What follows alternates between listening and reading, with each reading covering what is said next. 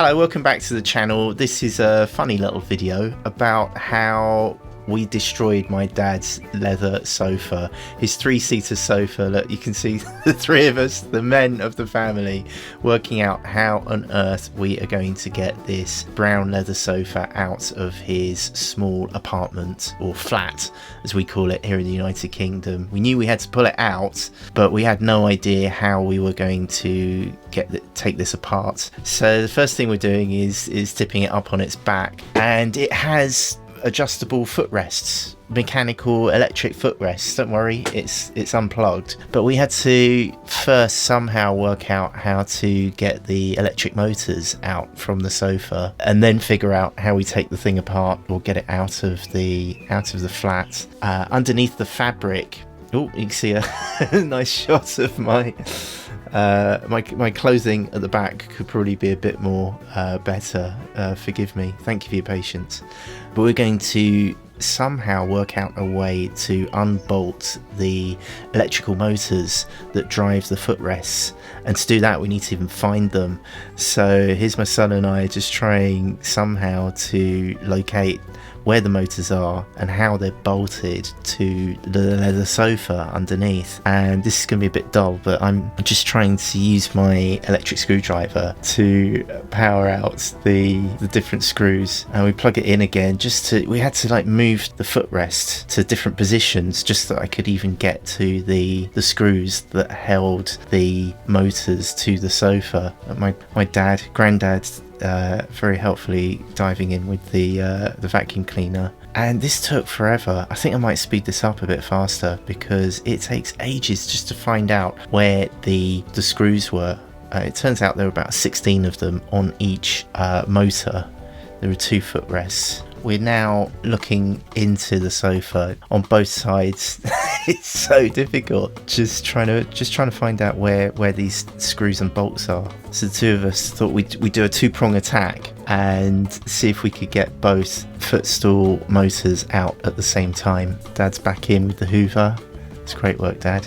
And yeah, slowly but surely we start to remove more fabric to expose more. By the way, it was really nice. It was a really nice family day. A nice male bonding for the 3 generations of the Mossy family here. Without a clue.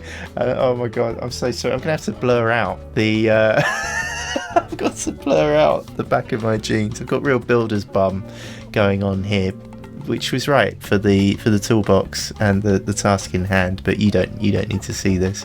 I think this blurring needs to be quite loud.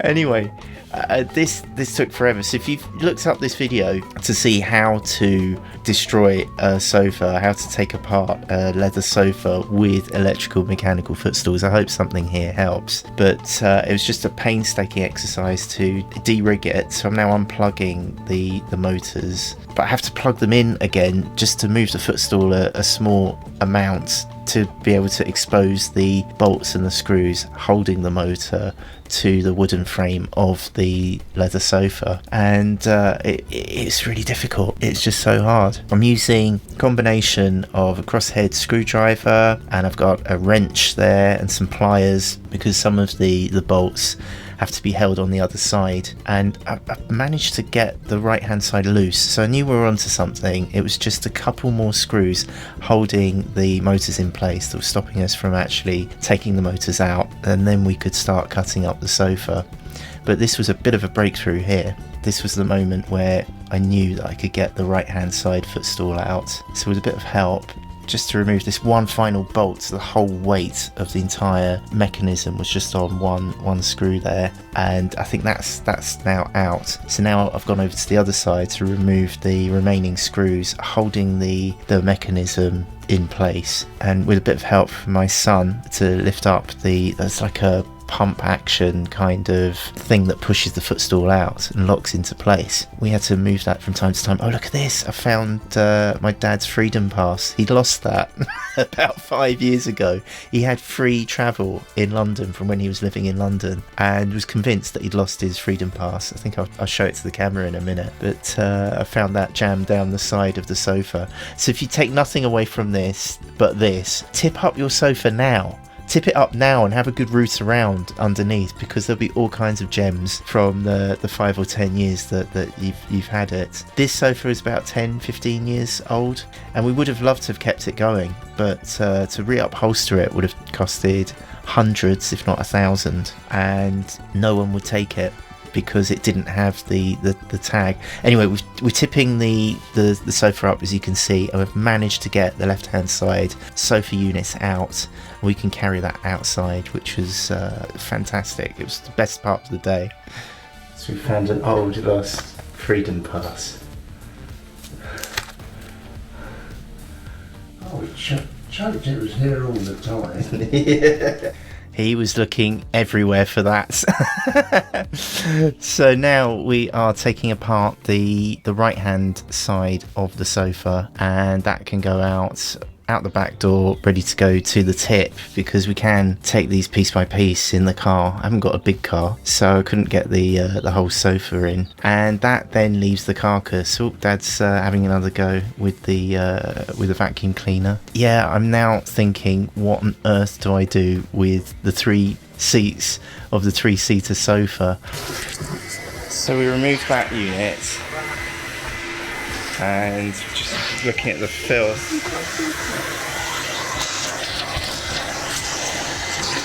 This is about 5 years worth of just stuff and spillages, and a little bit of mould that's built up on the wall there. I'll talk about that in a bit.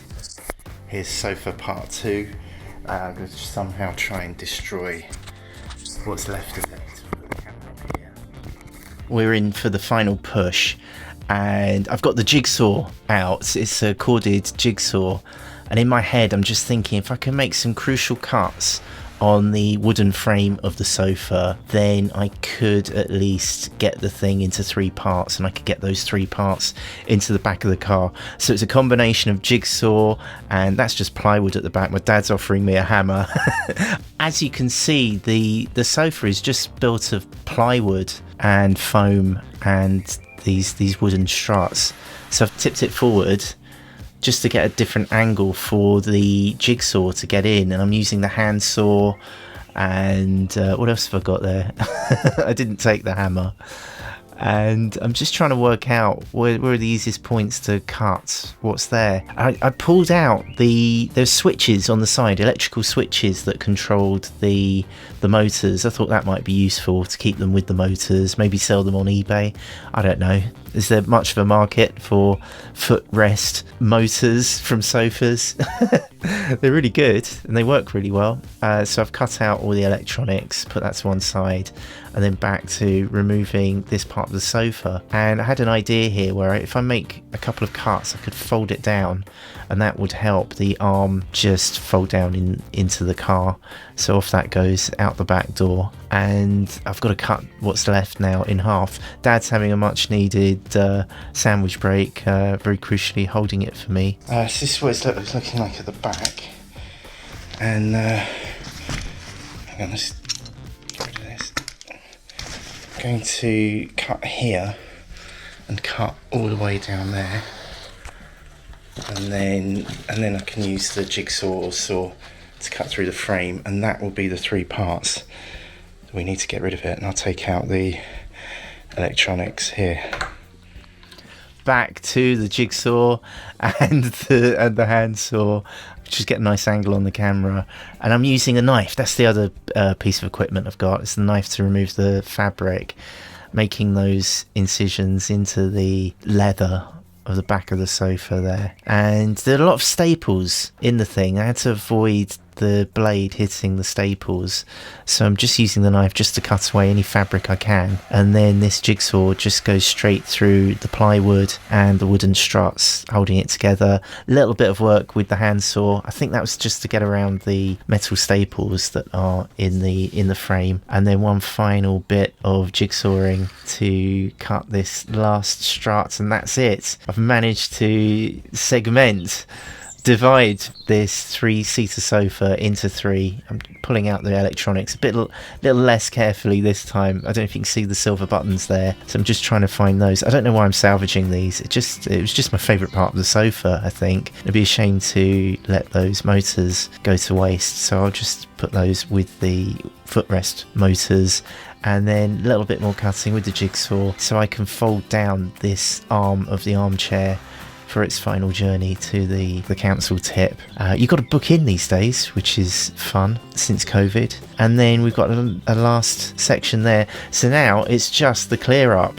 Take everything out to the back door and get things ready for the IKEA Ektorp 2 armchairs. I'm going to just clean the floor. This is like 5 years worth of spills that have gone down over the years, and I need to clear a space because the IKEA Ektorp, they're quite big, these armchairs that are coming in. I've got another video about these. That link is down in the description. I'd love you to see it. Those IKEA armchair builds with a separate footstool, no motorized footrests, unfortunately. But time to gather up all the tools for one final clean. And this place has never been this clean. Look at this, amazing stuff. Just do a bit of Mary Poppins with my trousers hanging down, and that line against the wall there, that is where I guess warm air was hitting the cold wall behind the sofa. It's the coldest point in the room, and I'm going to use a sterilising fluid. I'm just very carefully sucking up the dust around that back wall there. All I'm doing is getting a cloth with Milton sterilising fluid. You know, the fluid that you use for